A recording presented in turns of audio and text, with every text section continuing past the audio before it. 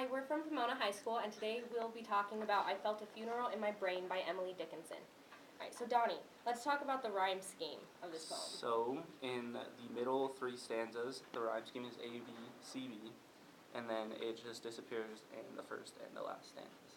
All right. Julie, why do you think that the first and last stanzas don't have the same rhyme scheme? I think the middle stanzas are telling more of the story, and the first and last are kind of pulling it all together, so they don't feel the need to have that rhythm there because it's more it has a bigger impact if you're not rhyming. Okay. Courtney, Ernie, do you have anything to add on that before we move on? It's kind of like an essay. You got your intro, you got your body paragraphs, and the conclusion. Very nice. All right, Courtney, let's talk about the ending. It ends very abruptly. Yes, throughout the whole poem, it seems like she's talking about, how in her head it's feeling like she's, dying inside is what I get from it. So I feel like the abrupt ending is the death. Yeah, I saw that with And I Hit a World. I think we kind of discussed how that seems like hitting the ground. That's like the moment right before the death. Yeah. Okay. Ernie, anything on that? It's possibly a suicide. She was killing herself. Okay. All right, let's talk about some words. What do you notice about the highlighted, or not highlighted, about the capitalized words, Julie? A lot of them have a negative connotation, or they connect with each other, service, drum, it is consistent pattern kind of thing. Okay. Donnie? I agree with that, but there's also some that are, they're not negative connotations, like soul, space, heavens, bell,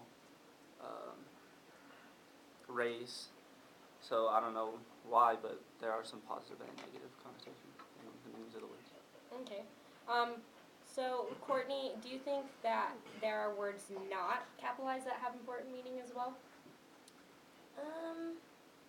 I think the words that are repeated are important, like treading, treading, beating, beating are important, or else they would not be repeated. I saw plunge and solitary as well Yeah. as seemingly important words. Plunge, it's like taking that final plunge, going towards death. Then solitary, she's alone. She has no one with her. I do agree with that, because solitary kind of goes with the whole poem about her being trapped inside her head and not being able to get out of this depression. And then plunge, I agree with you that it's her plunge towards her death. All right. Julie, what did you kind of get from the first stanza? What did you think it meant, or? I think, I felt a funeral in my brain. That's she's feeling herself slowly dying, or her life's not worth it anymore. And mourners would be anyone connected to her. And it just seems kept treading until it seemed that sense was breaking through. Means that it's exhausting, the effort that she's putting in, and then all of a sudden everything just kind of came together, and sense literally broke through in her mind. Yeah. That it's the end. I said that I kind of thought that it was like watching a piece of herself die. She's there watching the mourners and the funeral and all that stuff, and so she's watching a piece of herself die on the inside maybe, and then maybe the last stanza is her dying on the outside as well. Ernie, what about the second stanza?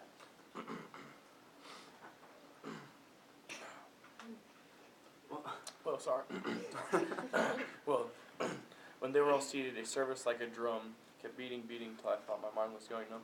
It was she was sitting around waiting, and she just used to just think inside her mind so much, and it was just a throbbing pain until she's couldn't even feel her mind anymore, and she was just slowly dying, going back to the beginning, just leading up to how her brain was kind of shut down. She was just shutting down mentally. Okay, Courtney, do you have anything to add on that, or would you like to move on to the third stanza? I'd like to talk about the third stanza. It says, and then I heard them lift a box and creak across my soul. That makes me think of her like being in a casket, and like, and creaking across her soul is her like, I feel like that makes me picture her like in the casket and she's like moving around, but she's dead, so it's across her soul, not her body. And then the boots of lead make me think of solitary confinement and prison, and that's how she feels inside of her head. And- oh, sorry. And then space began to toll is her like losing the space that she has, and it like closing in on her. There are some ideas coming around of that the word funeral could be metaphorical. We have different ideas on what it could be. I don't want to say what they are because I don't want to place those in you, but Okay. Donnie, do you have any ideas on the metaphorical funeral? Because we've talked very literal so far. Not really. Okay. Julie? Well, I think of a funeral as like this like ceremony as like the end of somebody's life. So it can just be like an ending to maybe the way she's living now and like the start of something different. Like her old self dying and her new self coming through.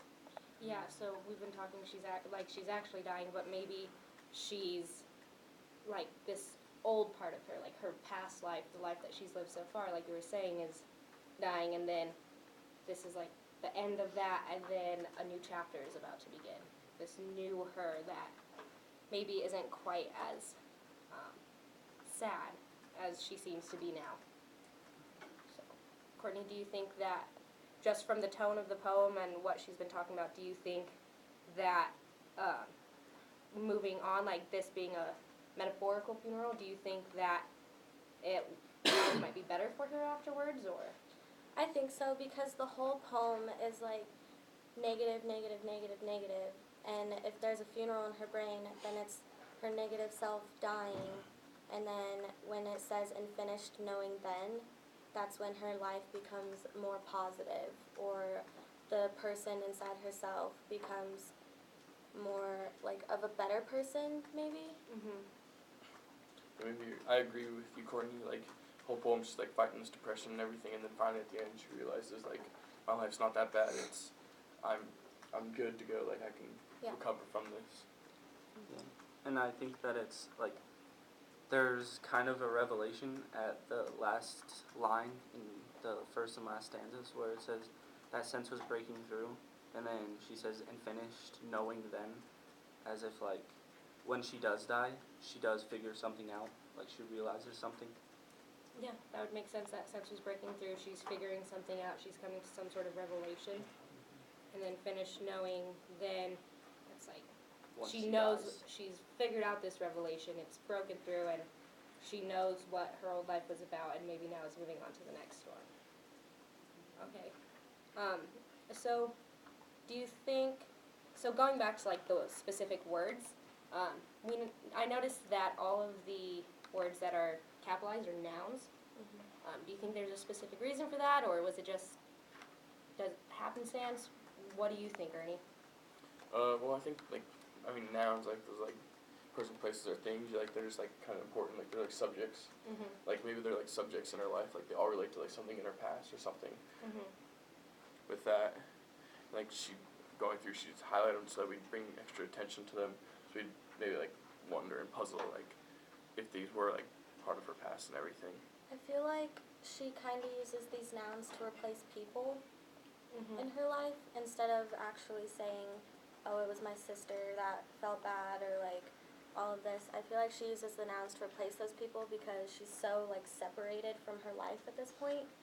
So she feels like if she makes them nouns, it makes it, I don't know, just makes her feel separated. Yeah, less personal. All right. Do you have anything to add, Julie or Donnie? That's something that I forgot. Okay. I think that the nouns, like, they could be people, but they also could just be things in her life that she doesn't like either. I think they're like symbolic nouns. Yeah. Like, They're like metaphors for things in her life. Okay. All right. In stanzas 3 and 4, Courtney kind of touched on it. Should we just stop? Okay, never mind.